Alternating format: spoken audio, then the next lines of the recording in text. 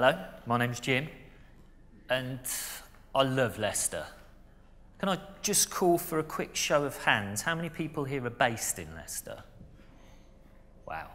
Okay, how many people, keep the hands in the air if you're involved, oh, you don't know what I'm going to say yet, if you're involved with the creative industries?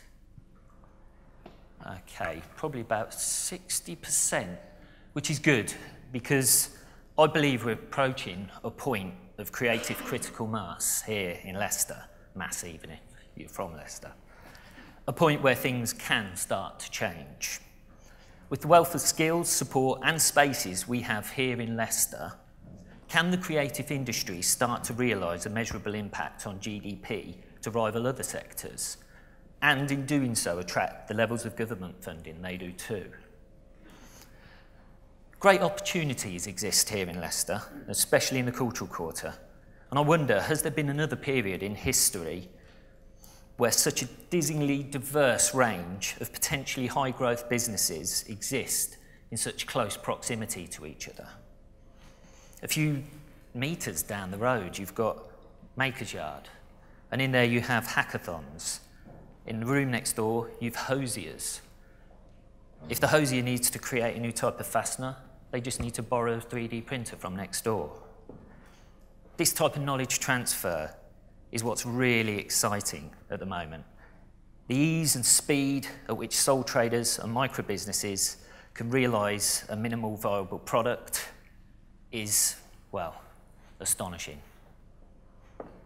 It was only recently that I met my co-presenters Janie and Steph, but it was clear that we shared a passion and a belief that we could build our businesses here in Leicester.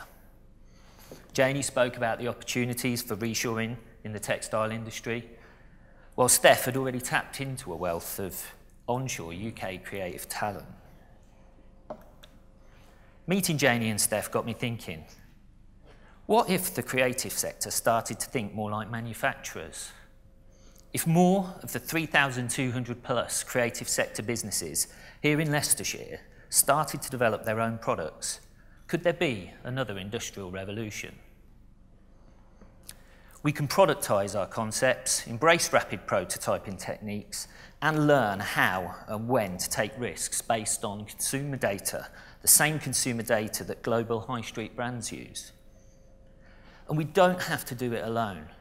Here, like many other cities approaching a creative critical mass, we have fab labs, hackathons, 3D studios, interaction consortiums, and many other means for collaboration.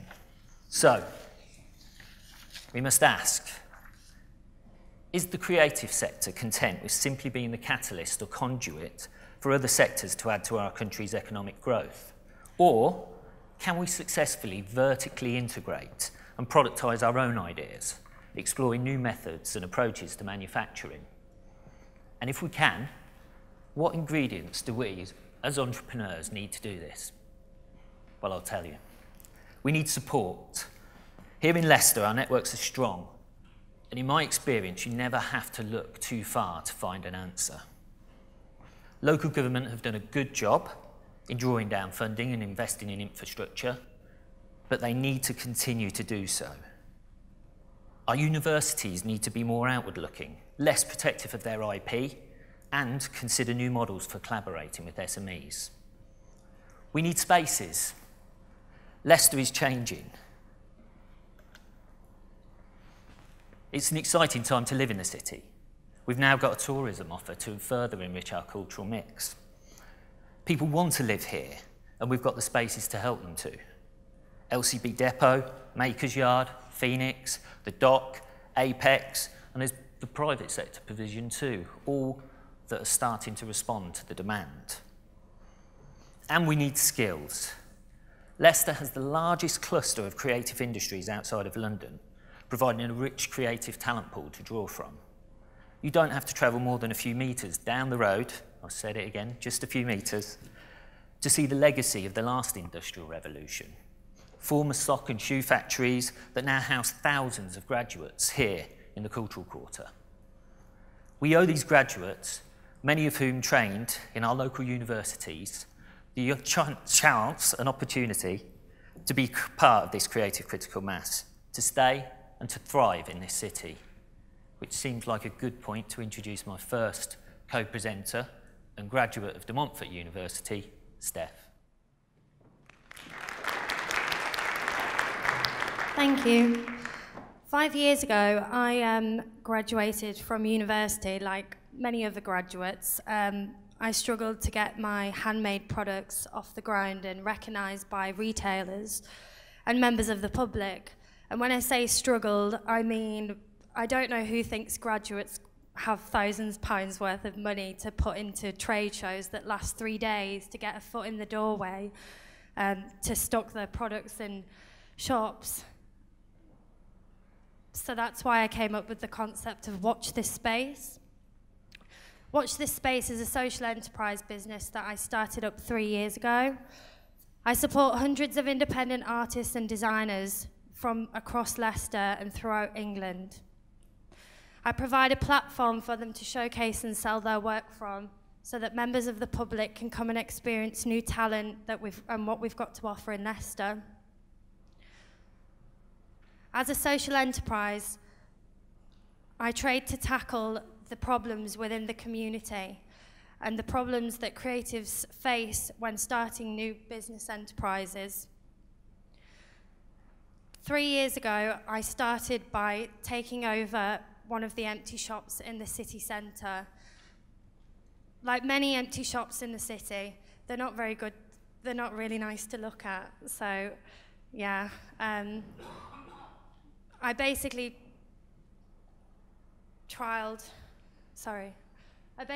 found an empty shop and worked out with a landlord to get a 6-month rent-free premises that I could try out my concept and see whether the idea was sustainable. I believe that the future of the high street is by supporting more pop-up shops like mine. If it wasn't for that private landlord giving me a space for free for 6 months to trial out my concept, I don't think I would be where I am today. I really truly believe that the future of the high street is to support young startup businesses with their ideas and try and bring a dynamic use of space onto the high street. I'd like to introduce my co-presenter, Janie, who is looking to see the future of the design industry.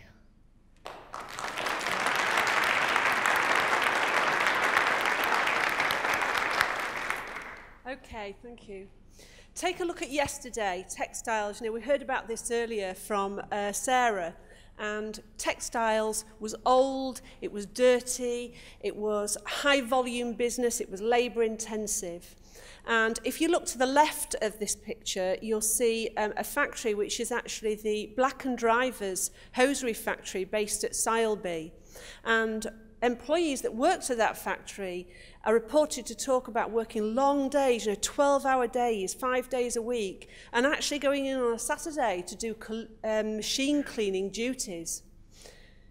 Things have moved on, haven't they? And of course, in the 1970s, lots of the manufacture went overseas as retailers wanted better prices. And we saw a decline of the textiles industry. And we start, if you walk around the city and you drive around locally, you can see lots of the mills having been converted into other uses and often into flats. And some of them are still lying empty. And in some of the factories, there are machines still left from the days gone by. But all those images, that's just a reflection. It's a reminder, isn't it, of our heritage. Leicester was all about textiles. And I was in a college recently and I was talking to a group of people, and one of them was the careers, in charge of the careers for the college, and another one was the employability coordinator for the college. And then there was the premises officer, and there was also somebody who worked in the canteen. All four of them had worked in the textiles industry back in the day. And I think, we all know, don't we? Every one of you in this room will probably know somebody that worked in that industry. But what about today? Today, it's all about high tech, it's about CAD/CAM, it's fast, it's about garment engineering. And if you look to the far right in this picture, you'll see some operatives wearing clean white lab coats. Things have really moved on from where we were yesterday. And if we think now about manufacturing and we think about the Far East, it's becoming increasingly expensive, and places like China, they're not as competitive now as they once were. And this affords really the UK an opportunity to really think about how we take manufacturing forward. We think about, the decline of that textiles industry and, how many businesses, for example, are left locally that maybe are involved in textiles. I don't know, 50, 100, maybe 200. Well, I can tell you there are actually over 800 businesses in Leicester and Leicestershire alone that are textiles based. And if you go just literally a mile from where we are today, all the garments for the X Factor tour have been printed. Here in Leicester, all the dresses for the Victoria Beckham range are being manufactured, and those retail at £1,500 each. And also the international brand, the cycling brand, Velobici, is made in Leicester. These are high quality products. These are really, this is really top end stuff. And we need to think about what that means for us. We've got much more move now in the UK towards reshoring and onshoring. And as that development grows, as those areas grow, it means that we have opportunity. And we need to really think about how we take that forward and what it can mean to us, particularly as brand GB. It's becoming popular here in the UK, but it's becoming really popular as well overseas.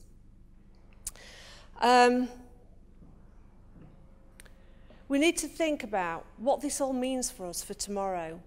So tomorrow it's about advanced manufacturing, it's about reverse garment engineering, it's all about technology and about what that can do for us.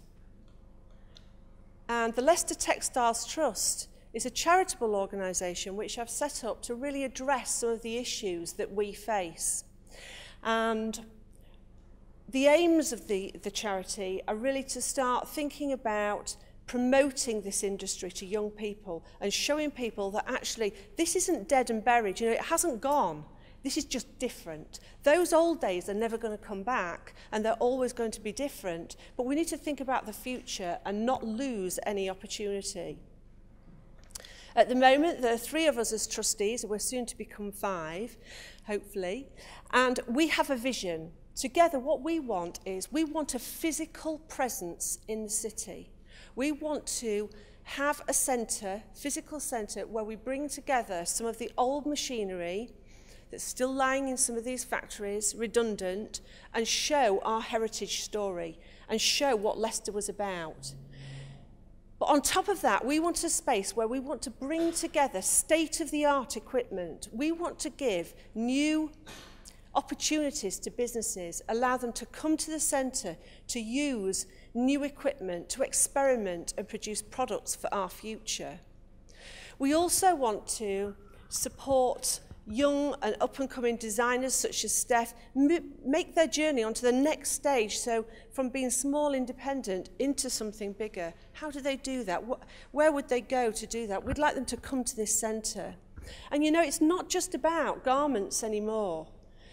It's about carbon fibre technology, which uses the same technology. It's textiles technology that is used to produce carbon fibre products. And when it is about garments, it's about wearable technology. It's about smart fabrics. And it's about Leicester making smart choices about how we move forward. And I think, and I know my trustees, we believe this together, we need to support the critical mass that actually is Leicester's textiles industry and help it to communicate with each other and move forward. And I believe that now is the time, it's the opportunity for Leicester to create a real unique selling point, to have a USP that is about the creative industries. So on behalf of Steph, Jim, and myself, thank you for listening.